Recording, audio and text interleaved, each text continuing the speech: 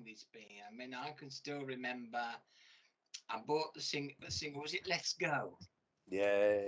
I know, good old 7-inch single. Yeah. Way back. I had hair like you in them days. I remember that cover. It was a bit of a cover with that one. My goodness. Yeah, I mean, it did the trick. I mean, it was the music. It was the music on the record that really mattered. And I mean, let's face it, a lot of the sort of single sleeves from back then, they left a lot to be desired sometimes. No, what a good shot with that, yeah. And the record weren't bad either. It was all right with that, yeah. I enjoyed that. You must have done something right. You're still here. Hey. So here we are. Yeah. When it's going, we still. Yeah, 1979. The first EP, 100 mile an hour. Or 100 miles per hour. Whatever you want to call it. Which, at the time when it came out, did sound like somebody playing metal at 100 mile an hour. Yeah, but in a way, you know, I never listened to old records, so I just remember thinking when I made those old records that even right up, in fact, to 100 miles an hour itself, the album in 80 or whenever, well, I think we recorded it around 79, 80, it came out in 80, yeah. But it just sounds so innocent, and I think it's my voice. I sound like a little lad, you know, it's like, bloody hell. You know, you listen to it, you think, oh, it sounds so fresh and innocent. It's just, it's great. I mean, it's part of what it was all about back then, you know. We all felt invincible and young and fresh, and there'd already been a massive wave of rock music, you know, coming up through the 60s, obviously with the Stones and the Beatles and all that. They took rock and roll, the US rock and roll scene, into the lap of the British rock scene, and they pushed it. And then, of course, the Hendrix thing exploded. I think that really made heavy rock happen. You know, I think Jimmy was the man really. Out of them all, he just set the bar, didn't he? Really, with that sound. My God! And I think we all just freaked out when we first heard Hendrix play as school kids. You know, it was like, yeah, strange. And everything just got louder and faster. Yeah, that's right. It did, and I think that energy, that rebellious energy that we all love to hear. And, you know, I do give a bit of credit to punks for that as well, and the DIY attitude. I think the idea that you can just make things happen, you know, I mean, because the 70s, you know, when you look at it, I mean, I don't know, you're obviously too young to remember it properly, but if at all. Oh, I do. I was born in 69.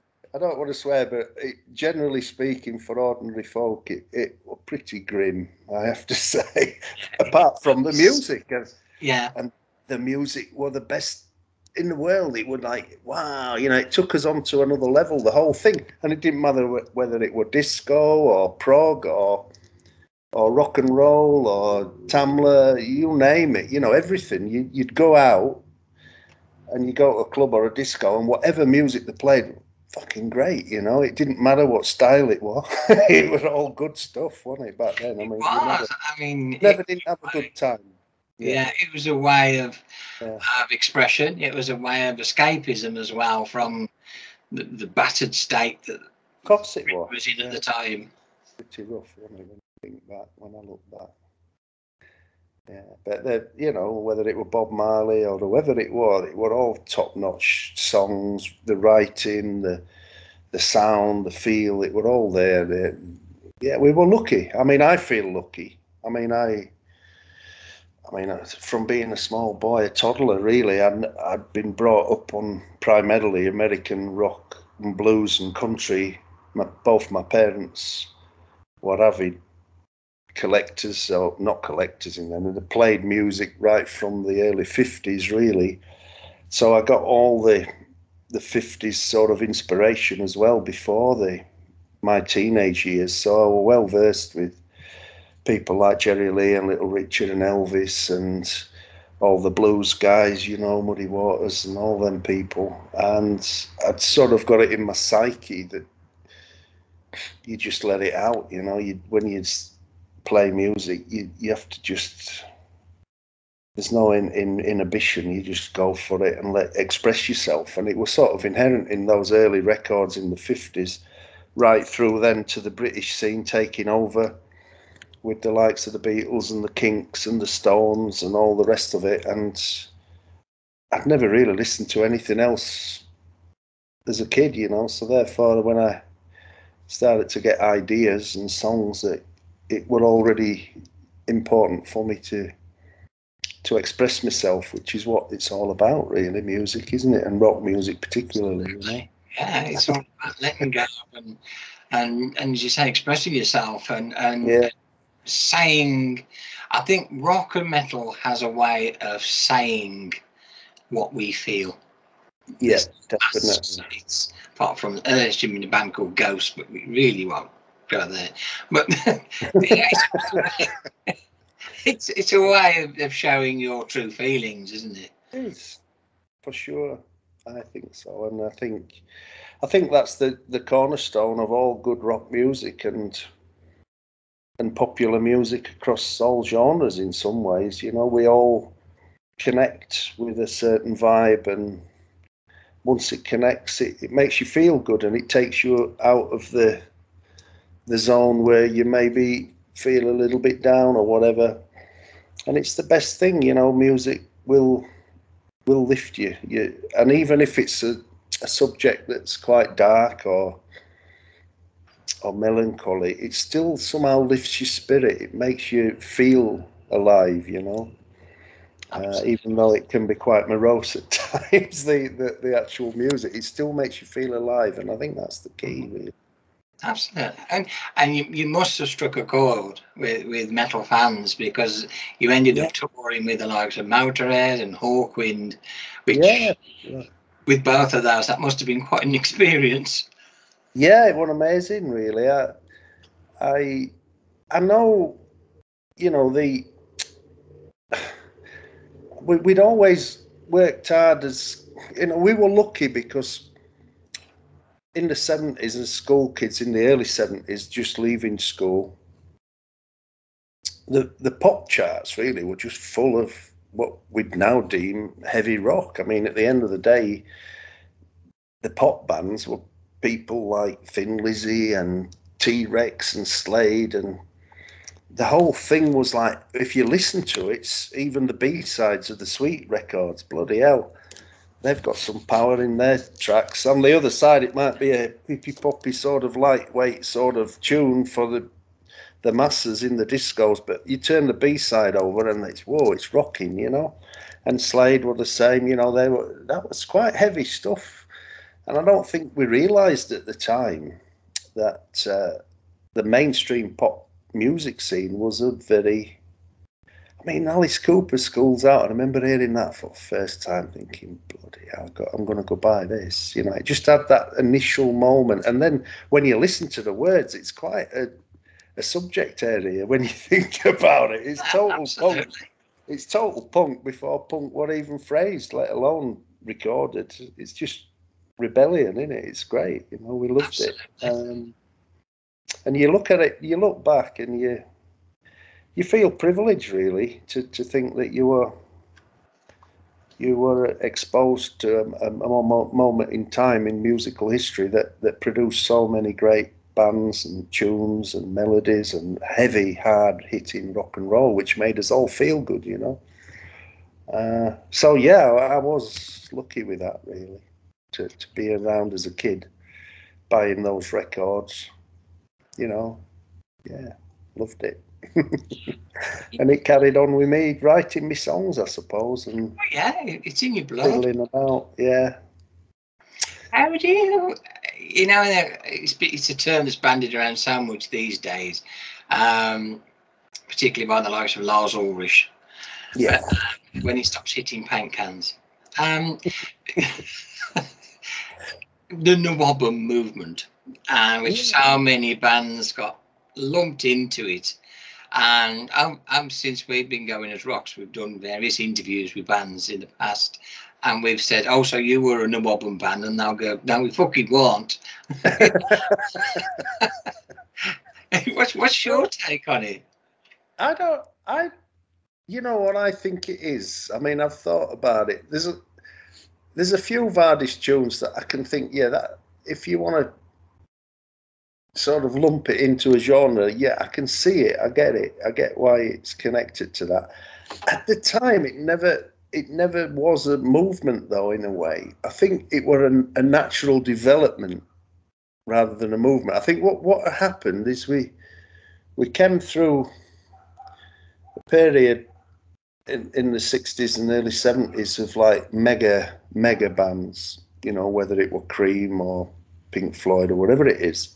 And these bands were huge, and Zeppelin, and they were quite diverse in sound, but they all carried a sort of heavy sound fundamentally. And I think the punk rock movement, the DIY movement, which the punk rock initially was, it was all about bands pressing a few 100 records and flogging them and getting distribution through Pinnacle down in Orpington in Kent. I remember that company. And the punks had actually pushed the music business to the edge. They'd actually said, fuck you, basically, to the establishment. And for that, I'm forever grateful.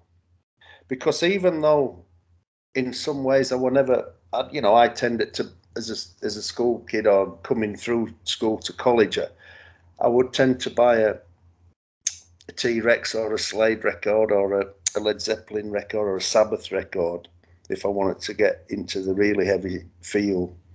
But I enjoyed all rock music. But the punks, yeah, I think the Pistols were different. I think and I'm not on about just the marketing of the Sex Pistols, but I think some of the songs, because I've always liked the Rolling Stones, for example, and what the Pistols had, they had some great tunes as well. When I look back, you know, I think the way those songs, the opening chord structures of like Pretty Vacant and stuff, fantastic ideas. On a par with some of the Stones, more Stonesy sort of feel. Of course, the publicity they generated overwhelmed the music in some ways, but I think some of their rock and roll were actually very good rock and roll, on reflection particularly. So I think Vardis always had that open influence, and we all did, you know. It were like we enjoyed the attitude of rock music as much as sometimes the music, if you see what I mean. It's like there is that sort of, yes, we're invincible and we're going to walk through brick walls and we don't give a damn what you think. And it was that, you know, I think the country itself in Britain, we were all getting a bit restless and rebellious, and we had all that crap going on with power cuts and winter discontent and all this malarkey, and you think, you can see why it happened on reflection.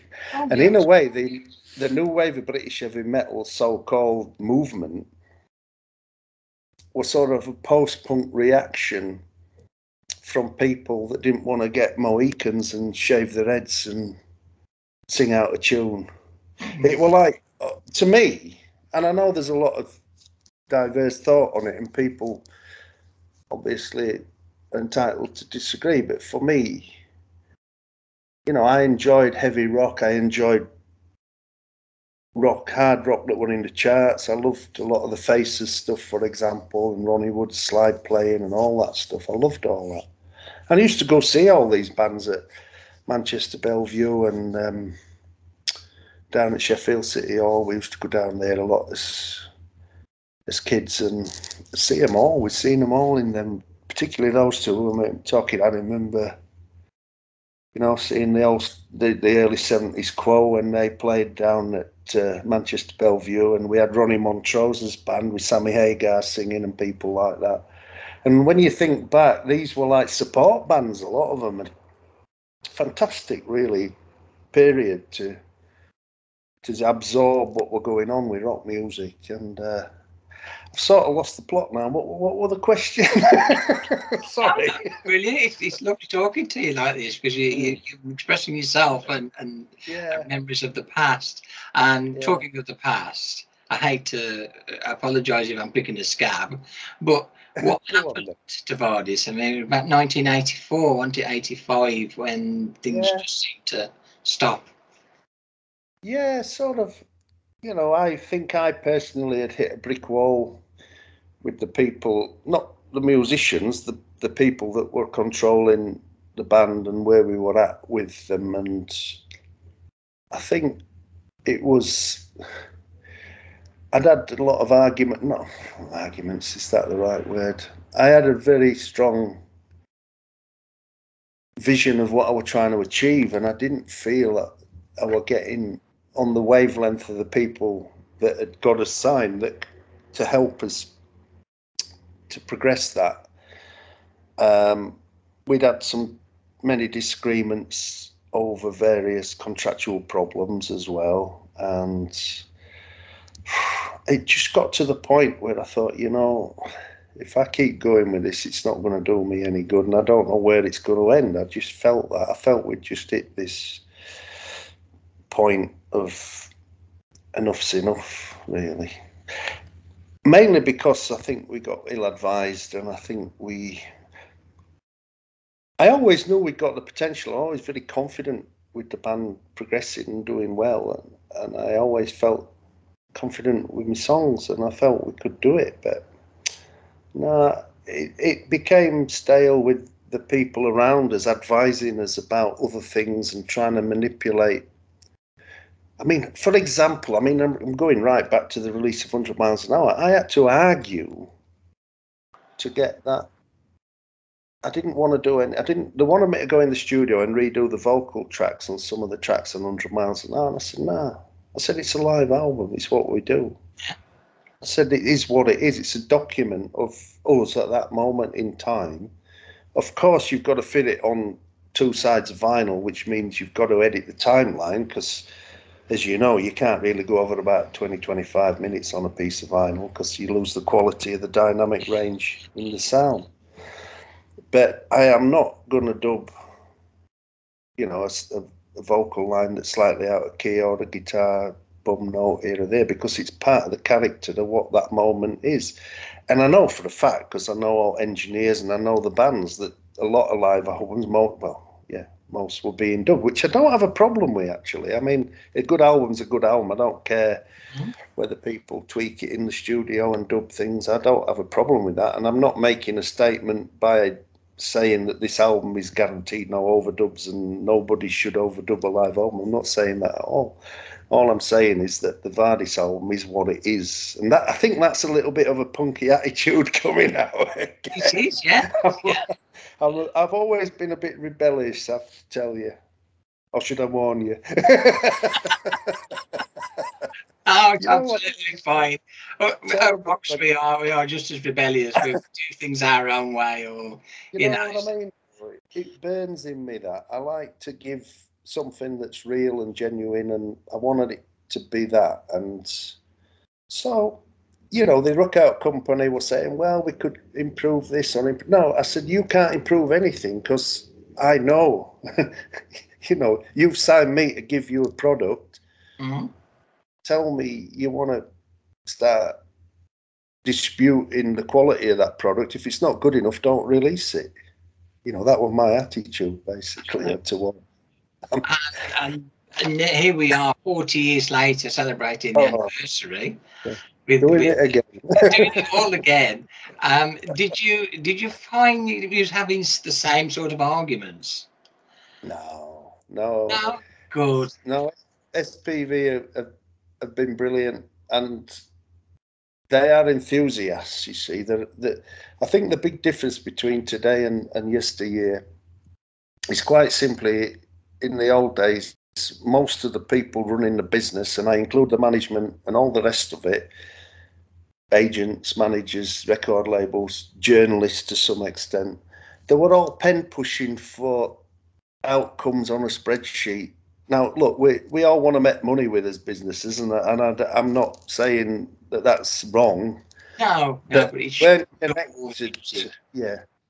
But they weren't enthusiasts to the, not just in the sense of me, they'd sign you, but they were doing it for a different reason.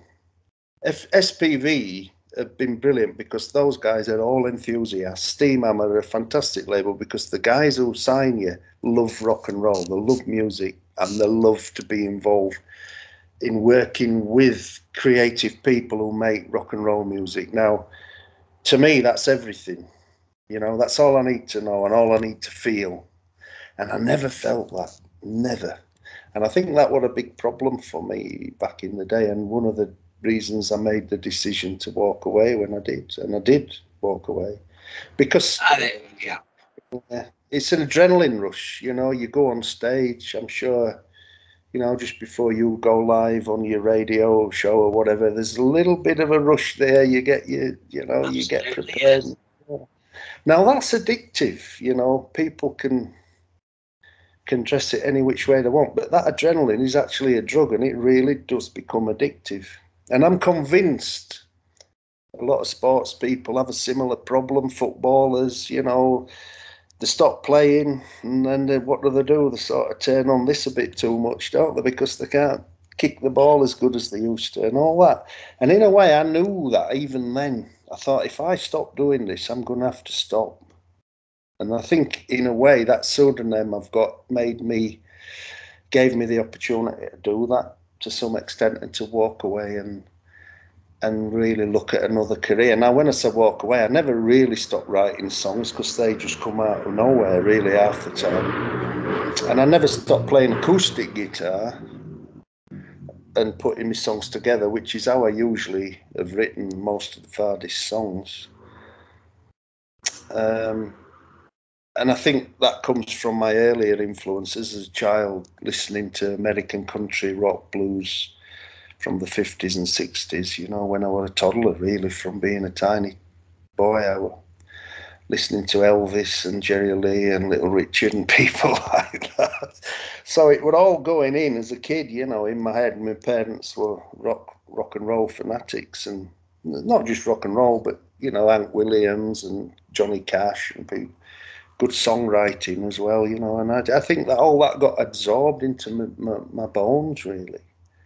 So I've always, gosh, have I gone off on a tangent here? You need to bring me back now again. But yeah, so in a way, I was like, it weren't easy for me to stop because I was, you know, addicted to performing more than anything, going on stage and getting the rush and feeling as one with the audience, which I'm sure, you know, I'm sure when you talk to your listeners and that, you like is one, it's like a community, and the gigs are like that. That's why, you know, whether you play to half a dozen people or whether you play to, you know, Port Vale or whatever, we like God knows how many tens of thousands of people, it's still the same buzz. It's that one moment with one energy. So yeah, I had to. You find as that come back now, now you're playing with Vardis again now, and you're playing the songs again, and is it still there? Of course. Now the thing is that it's a different type. I mean, I wouldn't say I was addicted in the way I was describing as a young man, full of adrenaline and God knows what, testosterone and God knows what else were kicking off in in a young guy in the early 20s and 70s, you know. But at the end of the day, the buzz is the same, and this is why. When I got a LinkedIn message from Gary, the drummer on the 100 Mile an Hour album, and he'd been trying to track me down because some festivals had been onto him to see if we could play him and have a comeback sort of situation. And I was really nervous about how I'd reply, because I hadn't spoke to him for God knows how many years, you know, decades. And Irene, my missus, she says, you know what? She says, if you were a football player, you wouldn't be able to say yes. your age, because you know I was in my mid-50s or whatever it was back then in 2014 or whenever it was. She says, you know what, but you can play guitar just as good as you've ever played it. Why don't you have a bit of fun and see what happens, she says. And that was pretty wise, wasn't it, eh? Yeah. And it made me think, you're lucky to have a shot in life at anything, really. And so I got in touch and said, yeah, let's have a jam initially. I didn't say I'd do any comeback at all at that stage. I said I wanted to feel how it was. And I was like, we booked a studio down in London and we went in, and I was a bit weird playing electric guitar again because I've not really played electric guitar for years. Even though I've kept my old guitars collection, I've still got them all. And we played, and it's scrappy and flaky. Terry over it said he'd come along, you know, bass player who took over from Alan, who now lives in New Zealand. Alan weren't available because he's at the other side of the world, and Terry said he'd love to have a jam, and I thought, nah, it ain't going to work, this. And then it just sprung in mind. I thought, let's just have a crack at Let's Go. Funnily enough, the single you said you'd got all them years ago. Yeah. We just went bang, bang, bang, bang. And we got it, and the words just came back, and everything just fitted. And we sounded like a bunch of kids. And we went through it, I swear not, we went through it, me and Terry, and we played it like that, as if we'd been playing it the night before at a gig.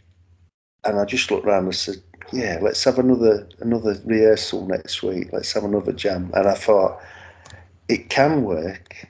And we played it almost not perfect, but it felt right, and it had the energy. The sound were there. The Vardis sound were back. And I thought, yes, there's mileage in this. 100 mileage. I was a bit cynical, I have to admit. You know, before we played that, I was like, this is bloody hard work, I'm not sure. Maybe, you know, I've got that. So has it given you the buzz now to get back in the studio for an album? Yeah, of course it is. I mean, the thing is, we've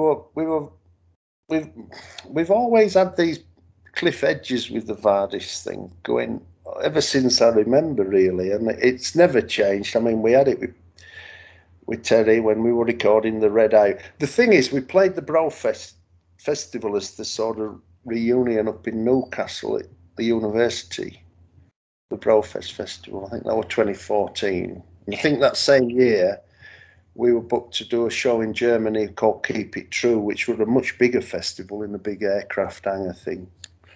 And that were phenomenal. I mean, that went fantastic. I mean, Brofest were great. I mean, really good. I enjoyed that. But we were lucky enough to have a guy called Ollie Hahn in the audience, and he's one of the top guys over at SPV Steamhammer, the German label that we're now on. And he came back and had a chat with me and said, do you fancy, you know, going in the studio and putting some tracks together for a new Vardis album? And I'd never really thought that far, you know, at that point. We were just basically getting his act back together, and I was like, oh, God.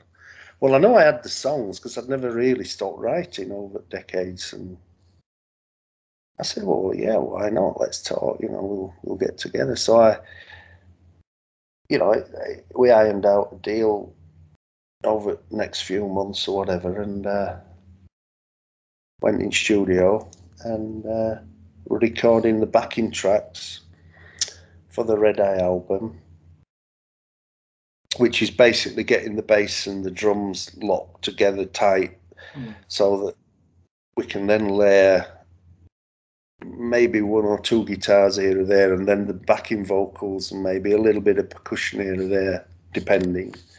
But the backing vocals are a big key for the overdub thing. You know, I like to hear that in some of my songs because melodically some of them are sort of country bluesified, and I like them. I know I like a chorus now and again. You know, I like to hear that with the backing vocal.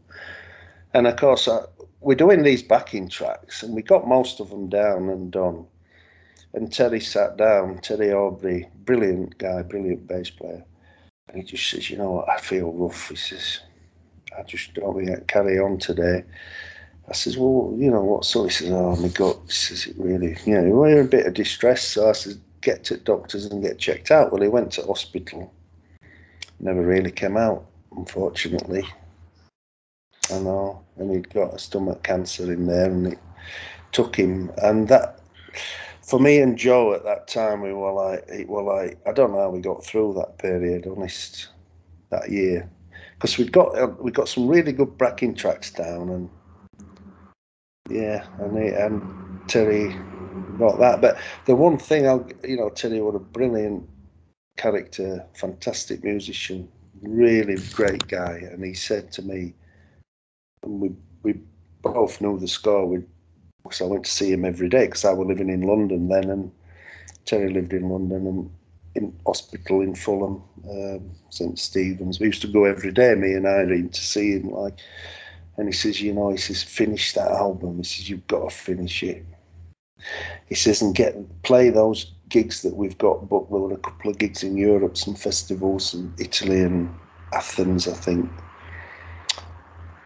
He said, promise me, you know, and I said, okay, because I know how passionate he was for this project to have a bit of a run, you know, and he was such a nice guy to say that, because we were like, me and Joe, we just didn't know where to go with finishing that record.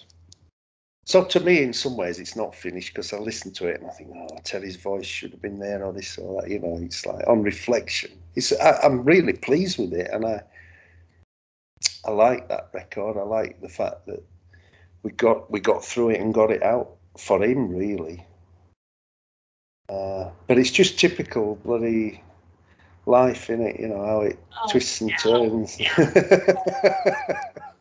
So that was that, really. And again, I forgot what the original question was, because you've got me on a waffle. Yeah, I was talking about, you know, what's next? What's next for you? Yeah. What do you want to do next?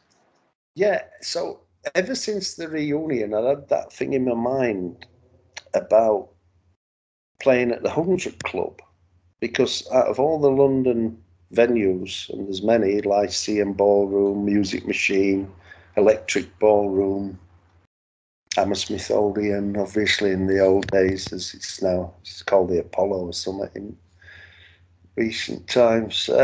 All the gigs we'd done, Marquee, all of them, many times. Never done 100 Club, and in a way, the 100 Club to me is like a mecca for rock music, because all the great blues players and Chuck Berry and all these people played it quite often. And it was its 70th anniversary in 2020, and the 40th anniversary of 100 miles an hour. And I thought, you know, if we book that and do that, I thought it'd be a smashing show to record it, you know, see what comes out, basically. And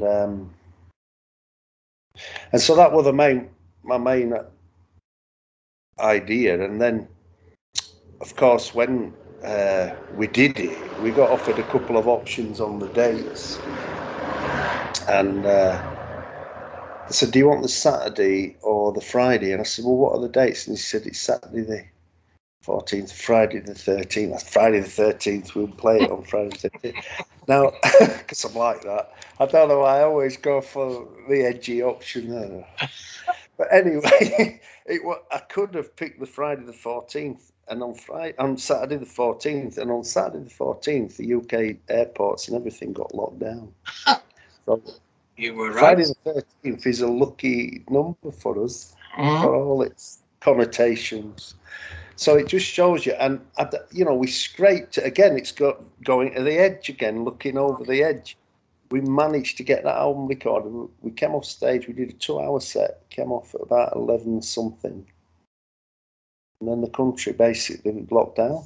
You know, it was like literally winding everything down, and we got it in the can. I came back over to Greece, where I live. I've lived here a few years now, and we've liaised because of the internet and the, you know, the technology, we transferring files and stuff. We've been able to get it mixed and mastered and sorted out. And so that's how that album happened, really. In terms of getting together as a band, of course, we've all been out of action for the past sort of year, 16 months or whatever it is, in terms of the COVID thing. But yeah, I mean, there's an album ready to record, and it really is a case of whether once we start playing some shows again and getting together, we can book either some studio time, which we've got access in the UK to, or down here in Kalymnos, where I live, where I've got my studio here to do the backing tracks. So it's early days yet, because you never know politically which way the wind's going to blow, do you, with these lockdowns and all the rest of it. So I'm like, because I live here, it's like it's all got to be considered, because if I come over to do the recording there and then get locked down there, and then Irene's here, then I'm split from my family, and God knows how long then I'll be before I'm back with my missus and stuff like that. So on that level, I'm pretty nervous about what to do, you know. We did have a show booked up in Scotland, I think, this winter, but it's not feasible really, this, because there's a lot more flare-ups and stuff, and again, it's about the lockdown thing more than anything. I think in the main, because of the vaccinations and stuff, I'm pretty confident it's relatively contained. But, you know, the winter's going to be a big test for us all, isn't it? This is a big problem. Yes. Indoors, you know. We're all right, well, we're outside having us beer in the beer garden. When I think about it, even the 100 Club, God knows how nobody, well, we've not had any reports of anybody getting ill from that show in the 100, which is not a big venue, and everybody were packed in, and it were hot and sweaty as it should be. Oh. And you think, oh bloody hell, we were lucky to get that done really, and not pick someone up there. But it is a strange time we live in, and I wish I could have a definitive answer to the question, in that, I mean, it will definitely happen, but when is another question, isn't it? Because we don't. When the time's right, and everyone will wait with anticipation to hear what you come up with. That's it. That's what we want. Yeah. It's been fantastic talking to you, Steve. It's been fascinating, and I really mean that. Before you go, is there anything you'd like to say to your fans? Well, just, you know, you'll never know how much it's appreciated, the fact that I can be quiet for nearly 30 years and not say hello for all these years, and yeah, just to say thank you for not forgetting, really, and, you know, for sort of standing by the music and keeping it alive, and in the sense of the social media and radio stations like yourselves still remembering that it meant something, and the fact that it still does to some people. Yeah, it's a beautiful thing, and I really appreciate it, and all I can say is thank you, and I hope to see you all very, very soon, and we'll get some dandruff flying about, as you can see. Hey, I've got something here. Thank you so much for the interview. It's been fantastic talking to you. True metal legend.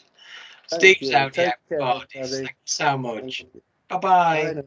Bye.